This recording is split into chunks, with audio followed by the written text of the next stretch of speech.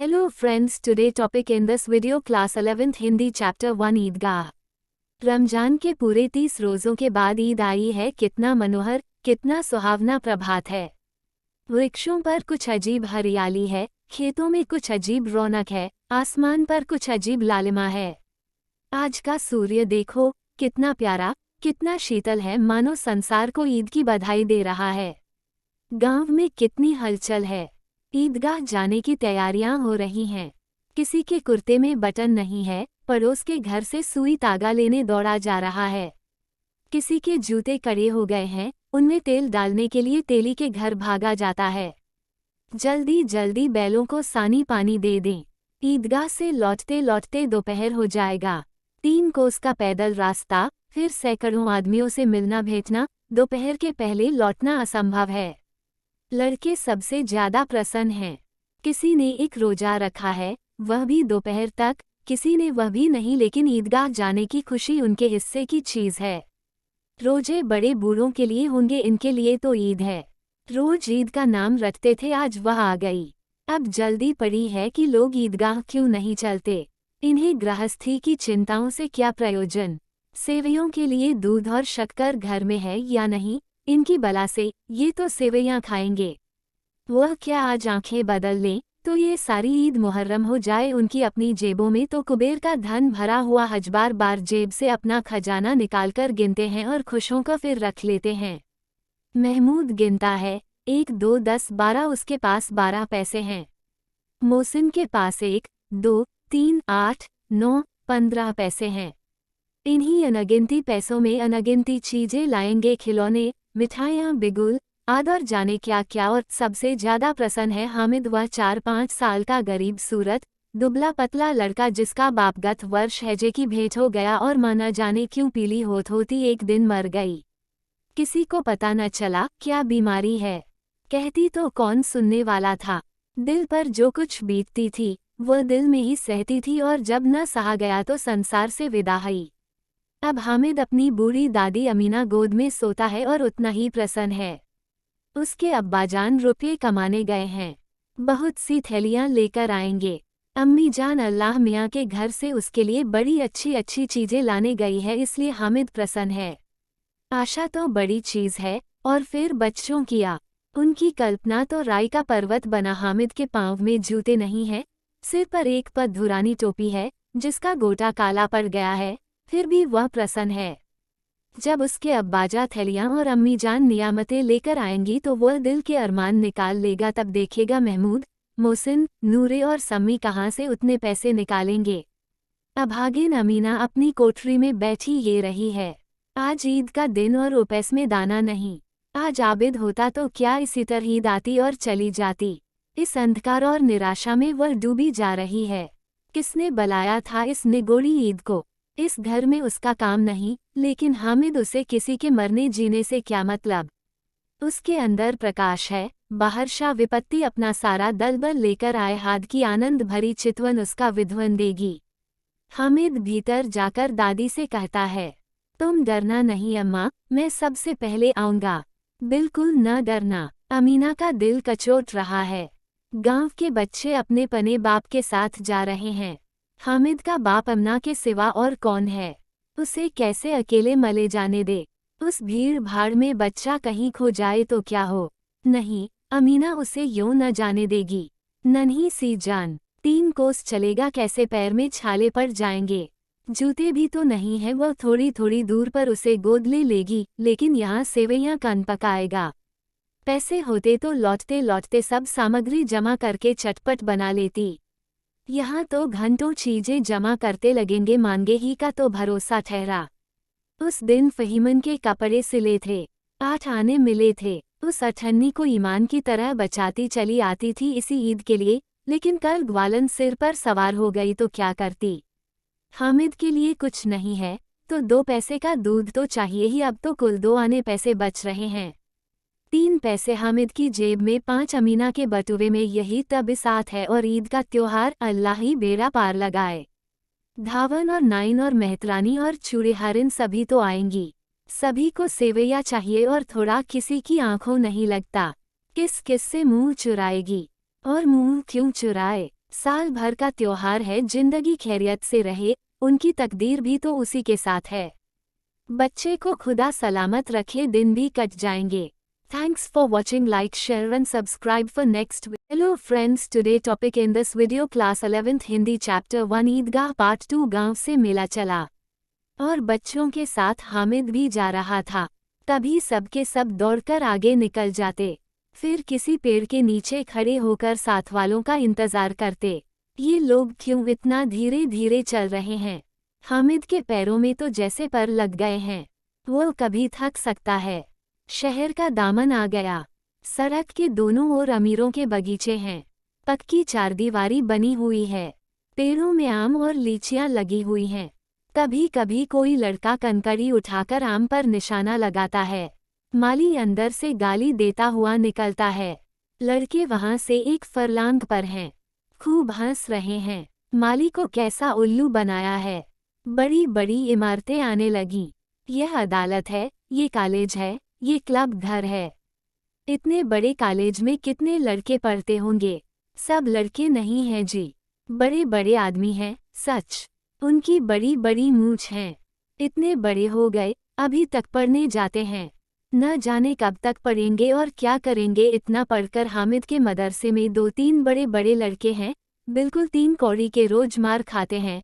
काम से जी चुराने वाले। इस जगह भी उसी तरह के लोग होंगे और क्या। क्लब घर में जादू होता है, सुना है। यहाँ मुर्दे की खोपड़ियाँ दौड़ती हैं और बड़े बड़े तमाशे होते हैं, पर किसी को अंदर नहीं जाने देते। और यहाँ शाम को साहब लोग खेलते हैं, बड़े बड़े आदमी खेलते हैं। मूंछों दाढ़ी वाले और मेमे भी खेलती हैं। सच, हमारी अम्मा को वह दे दो, क्या नाम है, बैट, तो उसे पकड़ ही न सके, घुमाते ही लुढ़क जाएं। महमूद ने कहा, हमारी अम्मी जान का तो हाथ कांपने लगे, अल्लाह कसम। मोहसिन बोला, चलो मनो आटा पीस डालती हैं, जरा सा बैट पकड़ लेंगी तो हाथ कांपने लगेंगे।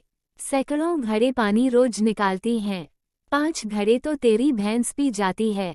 किसी मेम को 1 घड़ा पानी भरना पड़े तो आंखों तले अंधेरा आ जाए।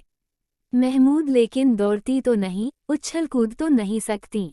योजक चिन्ह। मोहसिन, हाँ, उछल कूद नहीं सकती, लेकिन उस दिन मेरी गाय खुल गई थी और चौधरी के खेत में जा पड़ी थी, तो अम्मा इतना तेज दौड़ी कि मैं उन्हें न पा सका। सच। आगे चले, हलवाइयों की दुकानें शुरू हुई। आज खूब सजी हुई थी। इतनी मिठाइयाँ कौन खाता है? देखो न, एक एक दुकान पर मनो होंगी। सुना है रात को जिन्नात आकर खरीद ले जाते हैं।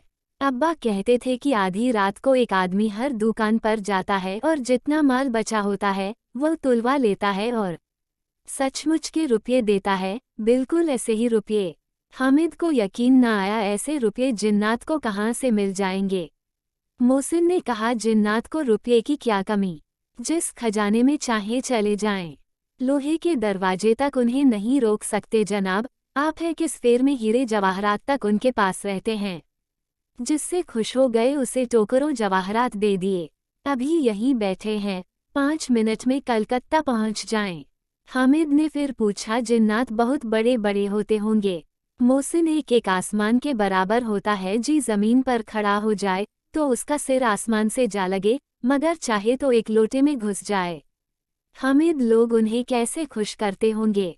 कोई मुझे वह मंतर बता दे तो एक जिन को खुश कर लूं। मोहसिन, अब ये तो मैं नहीं जानता, लेकिन चौधरी साहब के काबू में बहुत से जिन्नात हैं। कोई चीज़ चोरी जाए, चौधरी साहब उसका पता लगा देंगे और चोर का नाम भी बता देंगे। जुमराती का बछवा उस दिन खो गया था। 3 दिन हैरान हुए, कहीं न मिला। तब झक मारकर चौधरी के पास गए। चौधरी ने तुरंत बता दिया, मवेशी खाने में है, और वहीं मिला। जिन्नात आकर उन्हें सारे जहान की खबरें दे जाते हैं। अब उसकी समझ में आ गया कि चौधरी के पास क्यों इतना धन है और क्यों उनका इतना सम्मान है। Thanks for watching. Like, share and subscribe for next part. Hello friends, today topic in this video 11th class chapter 1 part 3। आगे चले। ये पुलिस लाइन है, यही सब कांस्टेबल कवायद करते हैं। रटन फायर फोर रात को बेचारे घूम घूम कर पहरा देते हैं, नहीं चोरियां हो जाएं।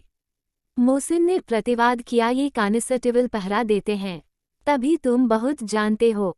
अजी हजरत, यहाँ चोरी कराते हैं। शहर के जितने चोर डाकू हैं सब इनसे मिले रहते हैं।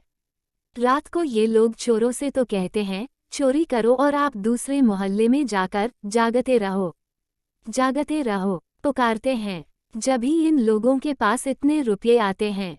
मेरे मामू एक थाने में कांस्टेबल हैं, 20 रुपया महीना पाते हैं, लेकिन 50 रुपये घर भेजते हैं। अल्लाह कसम, मैंने एक बार पूछा था कि मामू आप इतने रुपये कहाँ से पाते हैं? हंसकर कहने लगे, बेटा अल्लाह देता है। फिर हम लोग चाहें तो एक दिन में लाखों मार लाएं। हम तो इतना ही आप ही बोले लेते हैं जिसमें अपनी बदनामी न हो और नौकरी न चली जाए। हामिद ने पूछा, ये लोग चोरी करवाते हैं तो कोई इन्हें पकड़ता नहीं? मोहसिन उसकी नादानी पर दया दिखाकर बोला, अरे पागल, इन्हें कौन पकड़ेगा? पकड़ने वाले तो ये लोग खुद हैं, लेकिन अल्लाह इन्हें सजा भी खूब देता है। हराम का माल हराम में जाता है।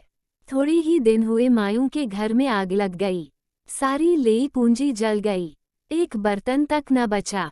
कई दिन पेड़ के नीचे सोए, अल्लाह कसम पेड़ के नीचे। फिर न जाने कहाँ से 100 कर्ज लाए तो बर्तन भानड़े आए। हामिद 100 तो 50 से ज्यादा होते हैं, कहाँ 50 कहाँ 150, एक थैली भर होता है। 100 तो 2 थैलियाँ में भी न आए। सभी इतरब वस्ती घनी होने लगी।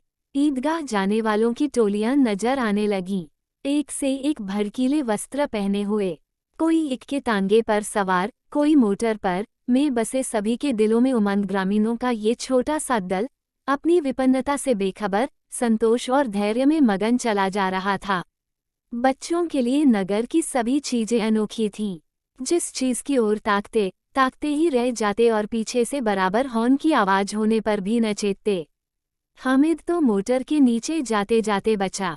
सहसा ईदगाह नजर आया। ऊपर इमली के घने वृक्षों की छाया है, नीचे पक्का फर्श है जिस पर जाजिम बिछा हुआ है, और रोजेदारों को पंक्तियां एक के पीछे एक न जाने कहाँ तक चली गई हैं, पक्की जगत के नीचे तक जहाँ जाजिम भी नहीं है। नए आने वाले आकर पीछे की कतार में खड़े हो जाते हैं। आगे जगह नहीं है। यहाँ कोई धन और पद नहीं देखता। इस्लाम की निगाह में सब बराबर हैं। इन ग्रामीणों ने भी वजू किया और पिछली पंक्ति में खड़े हो गए। कितना सुंदर संचालन है, कितनी सुंदर व्यवस्था। लाखों सिर एक साथ सिजदे में झुक जाते हैं, फिर सब के सब एक साथ खड़े हो जाते हैं, एक साथ झुकते हैं और एक साथ घुटनों के बल बैठ जाते हैं। कई बार यही क्रिया होती है जैसे बिजली की लाखों बत्तियां एक साथ प्रदीप्त हों और एक साथ बुझ जाएं और यही क्रम चलता रहे।